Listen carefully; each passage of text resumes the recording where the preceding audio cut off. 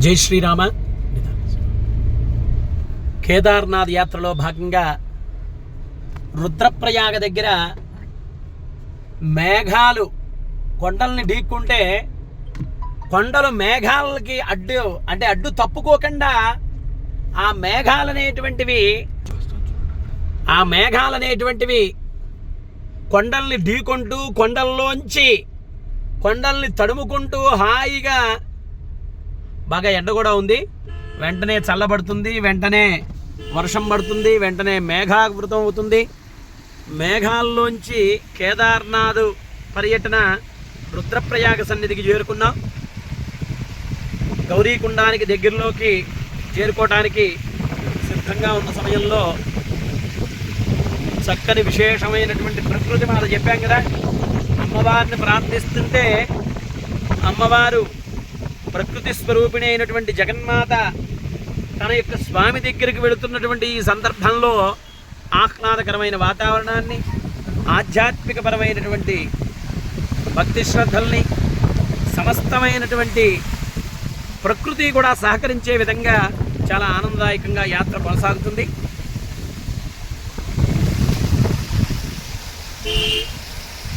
ఇటువంటి యాత్రాఫలం అందరికీ కూడా చేకూరాలని కోరుకుంటూ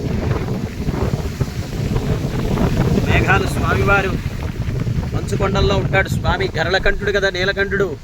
ఎప్పుడూ కూడా ఆయనకు చల్లదనం కలిగించాలనేటువంటి ఉద్దేశంతో హిమవంతుడి యొక్క కుమార్తె అయినటువంటి పార్వతీదేవిని పరిణయం చేసుకుని స్వామి హిమవంతుడు కుమార్తెని స్వామికి చల్లగా ఉండాలనేటువంటి సంకల్పంతో ఈ మేఘాల్లో యొక్క హిమవత్ పర్వత పంక్తుల్లో స్వామి చక్కగా గుర్రాలు ముందరే దర్శనానికి అన్నట్టు సమాహితమైనవి తీసుకెళ్ళడానికి. దేవభూమిలో స్వామి మరి ఇక్కడ ఉన్నటువంటి భక్తులు కానీ వాళ్ళు కానీ ప్రజలు కానీ ఎంత పుణ్యాత్మలో ఎంత పుణ్యం చేసుకుంటే ఈ కేదార స్వామి సన్నిధిలో నివసిస్తారో మనం అర్థం చేసుకోవచ్చు. కాబట్టి అటువంటి విశేషమైనటువంటి సుందరమైనటువంటి దృశ్యాన్ని మీ అందరికీ కూడా మేఘాలు, అవన్నీ మేఘాలు అన్నమాట, కొండల్ని మధ్యలో ఉన్నాయి. చక్కగా కొండలు చెప్పాం కదా, స్వామి మేరు పర్వతం గనక ఏ విధంగా అయితే సూర్యగమనానికి అడ్డొచ్చిందో సమస్త మేఘపర్ణుడికి కొండలన్నీ కూడా అడ్డుగా నిలబడినాయి. ఎందుకంటే స్వామిని మేము కూడా సేవించాలి, నువ్వే కాదు అన్న దృఢ సంకల్పంతో అన్నీ కూడా అడ్డుగా నిలబడినాయి.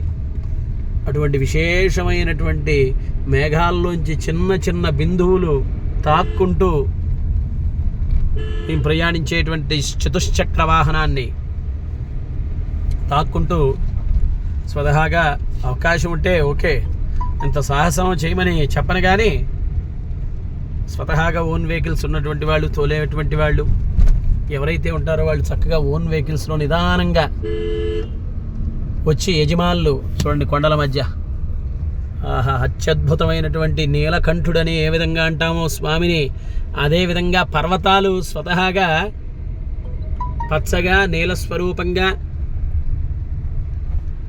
అలరారుతున్నాయి.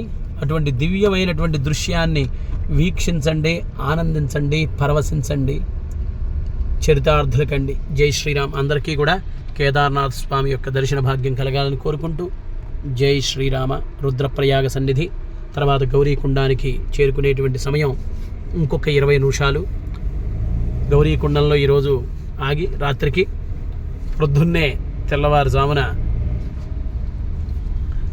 అశ్వారోహణం, స్వామి అశ్వారోహణాన్ని అందజేసి తన సన్నిధికి తీసుకువెళ్ళేటువంటి అత్యంత విశేషమైనటువంటి ఎప్పుడెప్పుడా అని చెప్పి నేను నాతో పాటు వచ్చినటువంటి నా ఋత్విక్కులు అందరూ కూడా నిరీక్షిస్తున్నాం. జై శ్రీరామ.